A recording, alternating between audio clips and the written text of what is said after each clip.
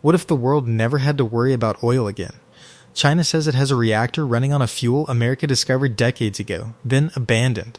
If it works at scale, it could change the future of energy forever. Just outside the city of Wuwei, on the edge of the Gobi Desert, there's a facility most Americans have never heard of. No smokestacks, no cooling towers. From above, it barely looks like anything at all. But inside, Chinese engineers are running something called the TMSR-LF1, a thorium molten salt reactor. It's small, experimental, only a couple of megawatts, and it's the first machine of its kind to actually work since the technology was abandoned more than 50 years ago. In late 2023, this reactor reached criticality the moment a nuclear chain reaction becomes self-sustaining. By the following year, Chinese state media reported it was running at full power, and that engineers had refueled it without shutting it down, something no molten salt reactor had ever done before. Then came the announcement that got nuclear engineers around the world checking their sources twice. Chinese researchers reported converting thorium into usable reactor fuel inside the running reactor itself, a loop that, if it holds up at scale, means feeding an ordinary rock and getting decades of electricity out the other end. Here's the part that should bother you. This technology isn't Chinese in origin, it's American. Rewind to 1969. Oak Ridge National Laboratory, Tennessee, for years, a team of American scientists had been running a working reactor that used liquid molten salt instead of solid fuel rods, and thorium instead of uranium. It couldn't melt down the way conventional reactors could. It produced a fraction of the long-lived waste. And by most engineering measures, it worked. Then the funding stopped. The reason wasn't safety, and it wasn't cost. It was politics.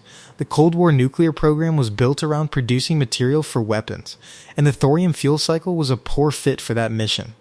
Uranium reactors and the breeder program built around them won the funding fight. Thorium didn't. The man who fought hardest to save it was Alvin Weinberg, the lab's director and one of the most respected nuclear scientists in the country. He spent over a decade pushing Washington to take thorium seriously, warning that the reactor designs the U.S. was betting on instead carried real safety risks. In 1973, he was pushed out of the lab he'd run for nearly 2 decades. The thorium research didn't disappear, it just sat. Declassified, filed away, and functionally forgotten for the next 40 years. In 2011, a group of Chinese scientists requested access to those old declassified Oak Ridge documents. There was no lock on the door. The research had been public for years, just nobody outside a handful of historians had bothered to read it closely. American officials said yes. Chinese researchers spent the next decade plus turning that archive into a working national program, funded and directed by the Chinese Academy of Sciences. It wasn't theft. It was something arguably more damning for U.S. energy strategy. Nobody thought the research was worth protecting in the first place. Here's where the story gets even stranger. In Inner Mongolia sits the Bayan mining complex, one of the largest rare earth mining operations on Earth. For 70 years, workers have dug it up for iron and rare earth elements, and thrown away a silvery, faintly radioactive metal as waste. That metal is thorium.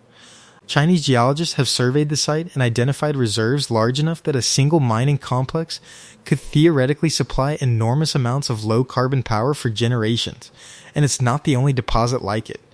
Researchers have flagged more than 200 thorium-rich zones across the country. Thorium itself isn't rare.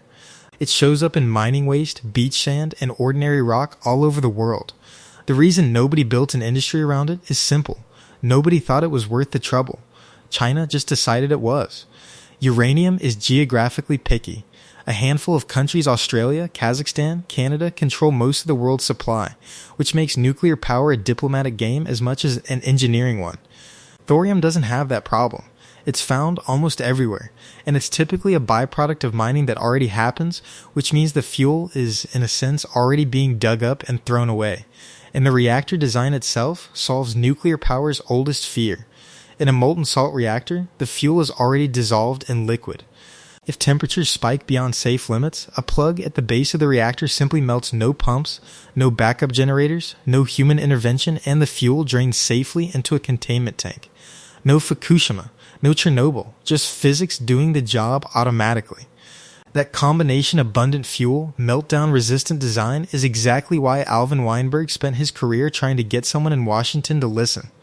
China hasn't hidden its plans. They're published, and they're specific. Step 1 is essentially done. The experimental reactor in Wuwei, proving the concept works. Step 2 targets 2029, a larger demonstration reactor built to prove the technology can be commercially viable, not just scientifically interesting. Step 3 is the big one. Full-scale, 100-megawatt power stations beginning construction around 2035, with commercial export targeted for 2040. And it's not just electricity. The same high-temperature reactors could theoretically power industrial hydrogen production, desalination, and even long-haul cargo ships that cross oceans without refueling for years at a stretch. If even a fraction of that roadmap holds up, China isn't just building reactors, it's building an export product for every country that currently has to import its energy. Technically, yes. Practically, it's brutal. The US shut this program down in 1969 and never restarted it. The engineers who understood molten salt chemistry are mostly retired or gone. The specialized alloys and corrosion-resistant components needed to build these reactors haven't been manufactured at scale in America since the Oak Ridge days. Meanwhile, China already leads in rare earth processing, solar manufacturing, and battery production, and now holds the only operational thorium reactor on the planet. The research came from American labs, funded by American taxpayers. The head start came from American neglect. And right now, the lead is measured in decades, not years. Nobody is claiming the oil industry disappears next year. Reactors like this take decades to scale, and thorium power still has to prove itself commercially before it changes anything at a global level. But consider what's on the table if it works.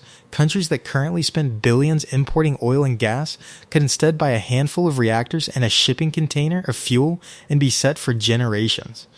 That's the scenario that has energy analysts paying attention, and it's why a technology America walked away from in 1969 is suddenly the most closely watched project in global energy. 50 years ago, American scientists built something remarkable and watched it get shut down over Cold War politics. Now the country that asked to read the leftover paperwork is the one running the only reactor of its kind on Earth. Whether this becomes the biggest energy shift of the century or just an expensive experiment is still an open question. But it's not a question America gets to answer alone anymore. What do you think happens next? Does thorium actually break the oil industry's grip? Or does this stall out like every energy revolution before it? Drop your prediction below. If you want more stories like this, the technologies that got buried, forgotten, and rediscovered by someone else, subscribe. Because this is only the first one.